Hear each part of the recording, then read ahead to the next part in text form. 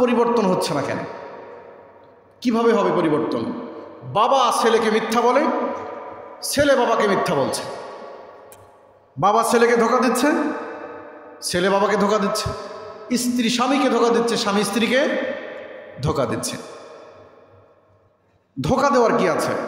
আপনার সম্পদ আপনি ব্যয় করবেন, আপনার মিথ্যার আশ্রয় নেওয়ার কি দরকার আছে?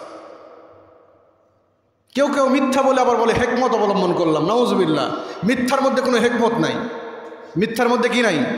কোনো হেকমত নাই। মিথ্যা মিথ্যায়, মিথ্যা জীবনভর মিথ্যা, সবসময় মিথ্যা থাকবে। মিথ্যার মধ্যে কোনো হেকমত নাই। আর সত্য সবসময় সত্যই থাকে। এজন্য পারিবারিকভাবে আপনি যদি আপনার সম্পদ ব্যয় করছেন, আপনার সম্পদ, আপনার অর্জিত সম্পদ আপনি ব্যয় করছেন, এখানে মিথ্যার আশ্রয় নেওয়া, ধোঁকা দেওয়া মোটেও আপনার জন্য কাম্য হবে না। আল্লাহ পাক আমাদেরকে হেফাজত করেন। জরিবুন আল্লাহুম্মা আমিন। তো এই জন্য সমাজ পরিবর্তন করার জন্য যে প্রথম গুণ মুত্তাকি হওয়া, এই মুত্তাকি যদি যুবকদের মধ্যে কেউ হয়, তার দ্বারাও সমাজ পরিবর্তন হয়ে যাবে, কোনো সন্দেহ নাই। সমাজ ধ্বংস হয়, ওই মুত্তাকির বিপরীত হলো গুনাহগার। এই গুনাহগার মুরব্বীও যদি হয়, তার দ্বারা সমাজ ধ্বংস হয়ে যাবে। যুবক যদি হয়, তাও ধ্বংস হয়ে যাবে। গুনাহগার মানে কি? আল্লাহকে ভয় করে না, মানুষের সম্পদ লুণ্ঠন করার জন্য সে প্রস্তুত। কেমন করে মানুষের সম্পদকে নিজের সম্পদ করে নেবে? এই যে এটা মনে রাখবেন, 1 টাকা যদি অন্যায় করে আপনি মানুষের খান, অন্যায় করে, আর অন্যায় বোঝানোর ব্যাপার মসজিদের ইমাম সাহেব বোঝাতে হবে না। পৃথিবীর এমন কোনো মানুষকে আল্লাহ পাক সৃষ্টি করেননি, উনি যে ধর্মেরই হোক, অন্যায় উনি বুঝতেই পারবেন। আপনি যদি অন্যায় করেন, সর্বপ্রথম বুঝবে কে? জোরে বলেন, কে বুঝবে? আপনি বুঝবেন। যিনি অন্যায় করেছেন তিনি বুঝবেন।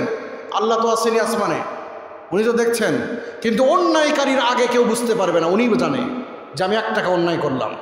মাথায় রাখতে হবে প্রিয় ভাইয়েরা, যদি 1 টাকা অন্যায় করে আমি মানুষদেরকে অন্যায়ের, এই যে 1 টাকার অন্যায় করলাম একটা মানুষের সাথে, এই 1 টাকা এক সময় পাহাড় সমপরিমাণ হয়ে যাবে। অন্যায়ের বোঝাটা এটা বাড়তে বাড়তে, অন্যায়ের 1 টাকা বাড়তে বাড়তে পাহাড় সমপরিমাণ হয়ে যাবে।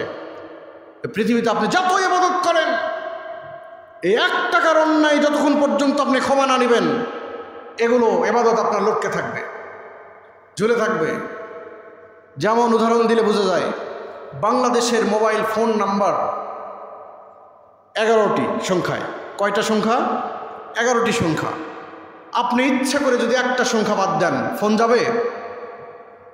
ফোন যাবে না। এগুলো বুঝে আসে আমাদের। সুতরাং 1 টাকা যদি অন্যায় করে আপনি কারো খান, ওই যে যদিও সংখ্যায় কম, বাকি 99 টাকা আপনার হালাল ছিল, 1 টাকা আপনার হারাম। আল্লাহু আকবার। এই 1 টাকার কারণে বাকি 99 টাকা এরকমভাবে লটকে থাকবে, আল্লাহর দরবারে বুঝবে না। আল্লাহ পাক হেফাজত করুন। জরিবুন আল্লাহুম্মা আমিন। আর যদি আপনার কিছুই নাই, আপনি 5 টাকা, 1 টাকার উপকার করেছেন, একটা মানুষের উপকার করেছেন, আল্লাহ সুবহানাহু ওয়া তাআলা এই 1 টাকার সওয়াব বৃদ্ধি করতে করতে, হাদিস শরীফের মধ্যে নবীজি বলেন, হাত্তা তাকুনা মিসলাল জাবাল। এই 1 টাকার সওয়াব বৃদ্ধি করতে করতে উহুদ সমপরিমাণ পাহাড়ের সওয়াব আল্লাহ পাক আপনার আমলনামায় দিয়ে দিবেন। জোরে বলেন সুবহানাল্লাহ। তাহলে